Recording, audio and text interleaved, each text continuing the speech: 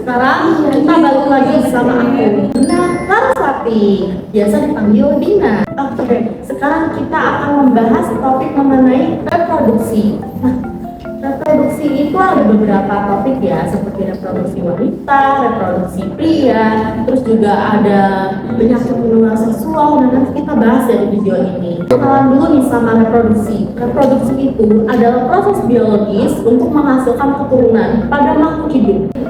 Nah, makhluk hidup itu kan ada tiga nih, ada hewan, ada tumbuhan, ada manusia. Nah, sekarang tuh kita bahasnya manusia dulu aja kali ya, karena kan kita itu manusia, cuma kan manusia kan ada pria, ada wanita. Nah, itu masalahnya, aku nggak bisa ngejelasin ini sendiri, aku butuh partner buat ngejelasin.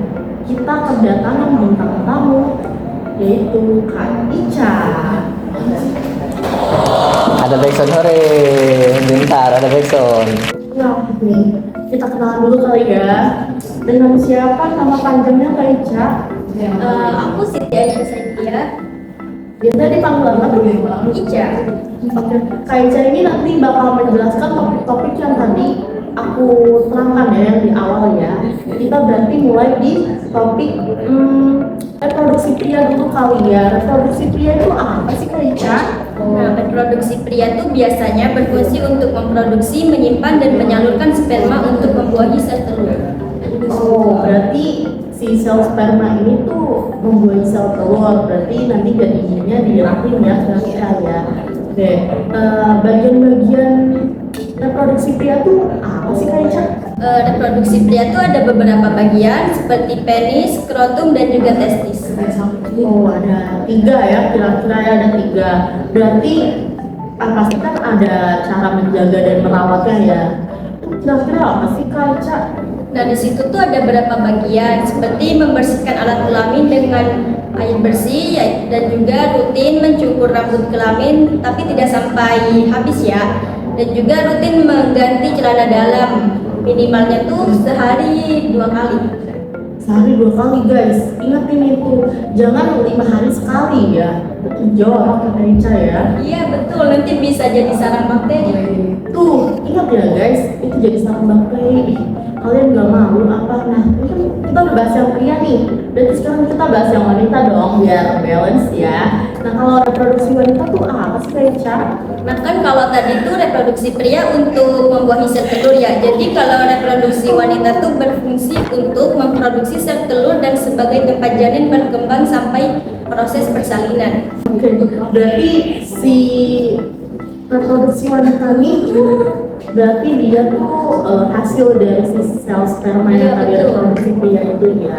Berarti bagian-bagiannya tuh apa sih? Kita kan masih penasaran nih ya. Boleh jelasin nggak Kak Ica? Boleh. Jadi di sini tuh kalau reproduksi pria itu ada beberapa bagian seperti ovarium, tuba fallopi, uterus, dan juga vagina. Oh, lebih banyak ya dari pria ya. Berarti kita jaganya tuh harus lebih ekstra nih. Nah, Kak Ica tuh punya nggak sih tips-tips biar alat reproduksi wanita kita tuh tetap bersih dan terjaga? Sebenarnya sih nggak terlalu jauh kayak yang alat kelamin pria ya, tapi lebih banyak itu seperti kan membersihkan alat kelamin dengan air bersih itu juga sangat penting, dan juga mencukur bulu alat kelamin itu tapi tidak sampai habis ya. Terus pengganti celana dalam 2 kali, minimalnya ya 2 kali dalam sehari.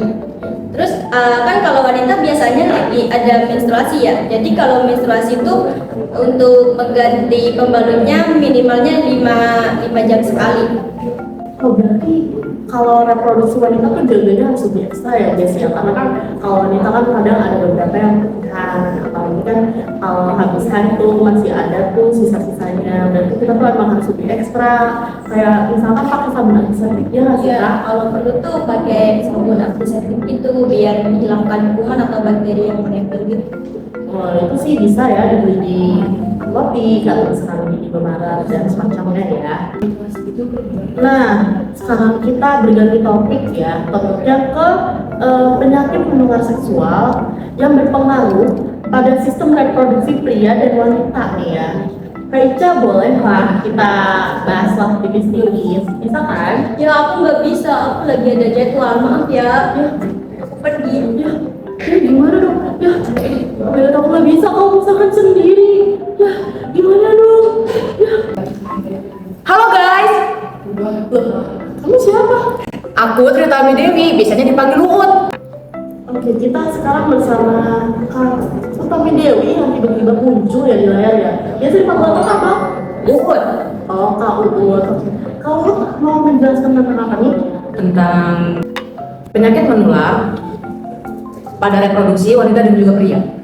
Oh, berarti menjelaskan yang tadi harusnya Kak Ica jelaskan ya. Tergantung sama Kak Uut nih ya. Oke, Kak Uut. Kan ada beberapa macam nih. Boleh nggak sih sebutin? Oke, pada penyakit menular reproduksi itu dibagi tiga. Yang pertama itu melalui bakteri, yang kedua melalui virus, dan terakhir itu melalui parasit.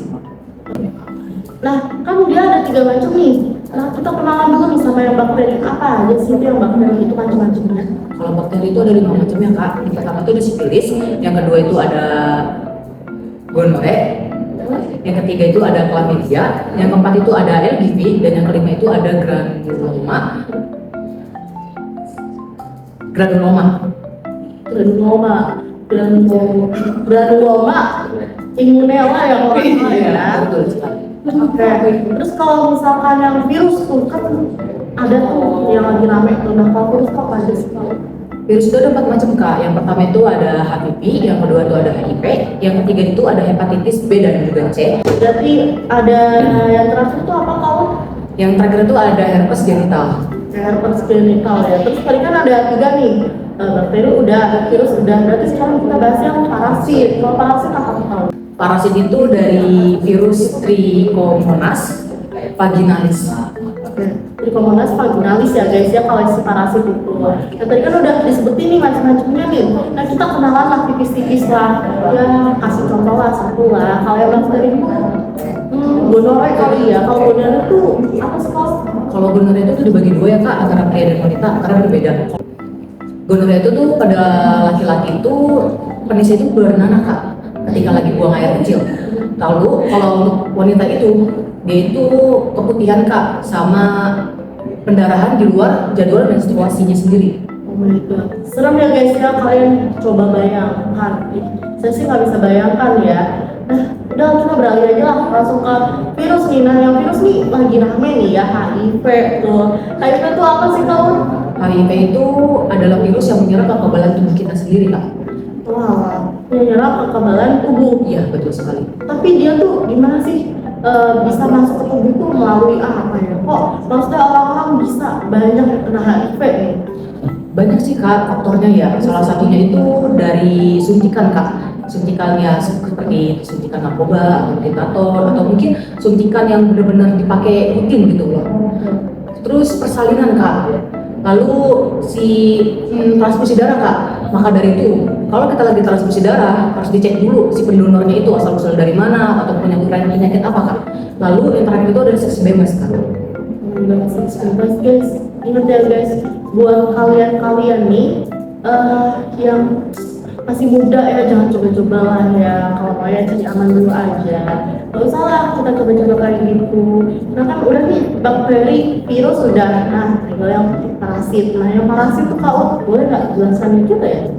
Kalau parasit itu tuh terjadi pada wanita aja kak ya, nggak terjadi pada si pria. Nah kalau pada wanita itu tuh seperti keputihan kak, keputihannya terus menerus dan juga dia tuh berbau juga sih kak, baunya sangat hangat gitu. Itu tuh biasanya karena kurang jaga kebersihan nggak sih kak? Iya betul sekali kak, betul. Nah makanya itu yang wanita ya, jangan males ganti celana dalam, jangan males ya. Betul. Tapi ya kalau misalkan ya jangan sampai ya kalau kita kena entah infeksi bakteri atau virus atau parasit itu kita harus gimana sih kalau menurut Kak Uut ya? Menurut saya sih lebih ke konsultasi langsung sih ya pada ahlinya, pada dokter atau mungkin dokter spesialis. Jangan asal main minum obat-obat aja sih kak, harus dengan ahlinya gitu. Gue ya guys ya, jadi emang harus dikonsultasikan karena setahu saya juga obatnya ya emang harus terus gitu. Terus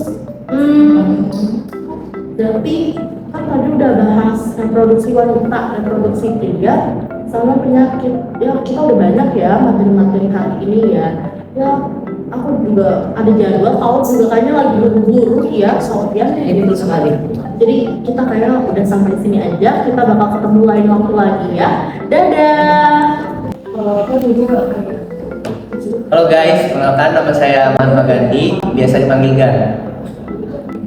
Jadi di sini kita akan menjelaskan tentang cara pencegahan penyakit menular seksual pada pria dan wanita.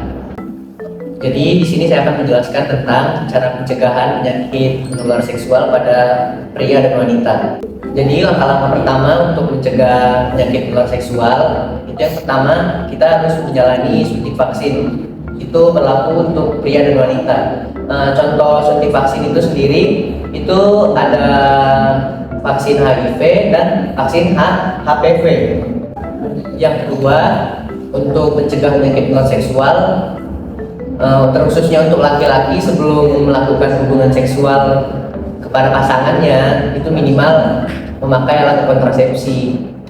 Jadi semua teman-teman di sini pasti udah kenal dengan yang namanya kondom. Jadi itu adalah alat kontrasepsi yang sangat nggak menjamin sih, jadi sangat aman untuk dipakai untuk mencegah penyakit menular seksual. Yang ketiga itu kita para remaja, terkhususnya untuk saya dan teman-teman pasti udah tahu ya yang namanya seks bebas. Jadi seks bebas itu terjadi karena adanya pergaulan bebas sesama antara pria dan wanita. Jadi sangat tidak diperbolehkan atau tidak disarankan untuk kita masuk ke dalam pergaulan bebas yang menjuru pada seks bebas. Dan yang keempat itu kita harus menghindari yang namanya bergonta-ganti pasangan. Jadi sangat tidak disarankan untuk teman-teman atau masyarakat di luar sana untuk bergonta-ganti pasangan. Dan yang terakhir teman-teman, yang terakhir itu hindari memakai narkoba dan obat-obatan terlarang. Kamu di sini? Kamu ngapain? Kan tadi aku nggak diajak. Ya kan, lagi kamu tadi kemana? Maaf ya guys, itu sebenarnya kita podcastnya udah tutup, udah kelar. Ya. Dia kan telat, maaf ya.